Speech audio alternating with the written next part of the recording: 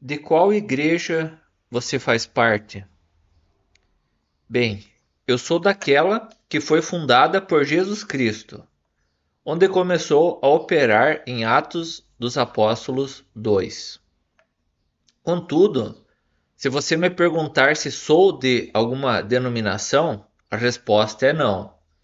Me reúno sob o único fundamento que está posto, como citado em 1 Coríntios 3:11.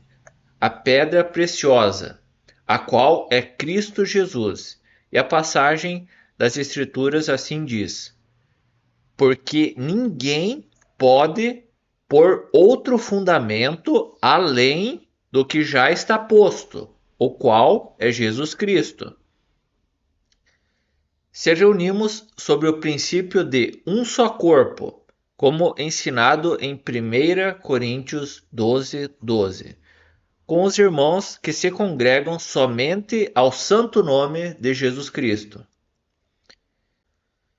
Como se observa, não nos reunimos sobre qualquer outro nome que nos identifique ou nos separe do nome de Cristo. Também são cantados hinos de louvor ao Senhor. Geralmente, as reuniões ocorrem na casa de um irmão aos domingos. E lá é realizada a reunião do partir do pão e do beber do vinho, a ceia do Senhor, como determinado em 1 Coríntios 11, o qual é mandamento do Senhor. E o versículo 23 assim diz: porque eu recebi do Senhor o que também vos ensinei, citando Paulo, que o Senhor Jesus, na noite em que foi traído, tomou o pão e, tendo dado graças, o partiu e disse: tomai e comei. Isto é o meu corpo, que é partido por vós. Fazei isso em memória de mim. Semelhantemente, também, depois de cear, tomou o cálice, dizendo: este cálice é o novo testamento no meu sangue. Fazei isto todas as vezes que beberdes, em memória de mim. Porque todas as vezes que comerdes este pão e beberdes este cálice, anunciais a morte do Senhor até que venha. Após se tem a reunião de orações, como ocorria, por exemplo, em Atos dos Apóstolos 2:42 e Atos 2:12. E por fim, a reunião aberta para a ministração da palavra, como citado em 1 Coríntios 14:26, onde 2 ou 3 falam e os outros julgam. E a palavra de Deus assim relata em tal passagem: que fareis, pois, irmãos, quando vos ajuntais, cada um de vós tem salmo, tem doutrina, tem revelação, tem língua, tem interpretação? Façais-se tudo para edificação. E se alguém falar em língua desconhecida, faça-se isso por 2, ou quando muito, 3, e por sua vez, e haja um que interprete. Mas se não houver intérprete, esteja calado na igreja, e fale consigo mesmo e com Deus.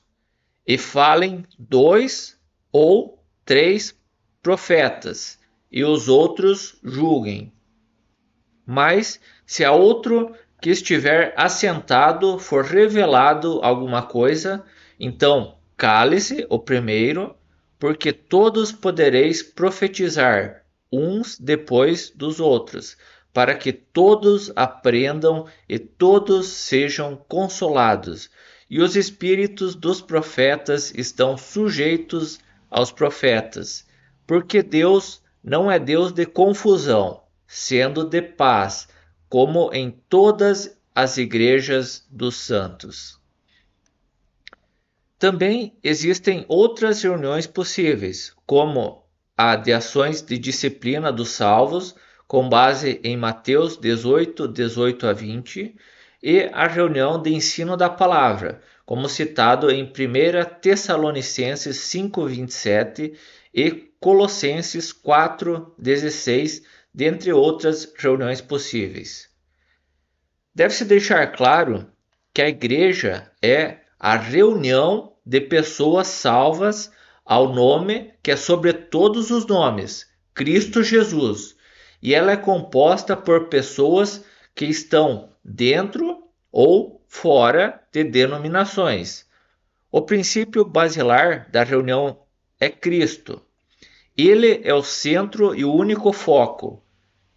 Nas reuniões que frequentamos, não existem pastores nomeados ou líderes, e nem dízimos. O Espírito Santo é quem dirige as reuniões. E a Bíblia é a única regra de fé e prática. A palavra de Deus ensina que, como citado, onde estiverdes 2 ou 3 reunidos ao nome do Senhor Jesus, ali ele estará.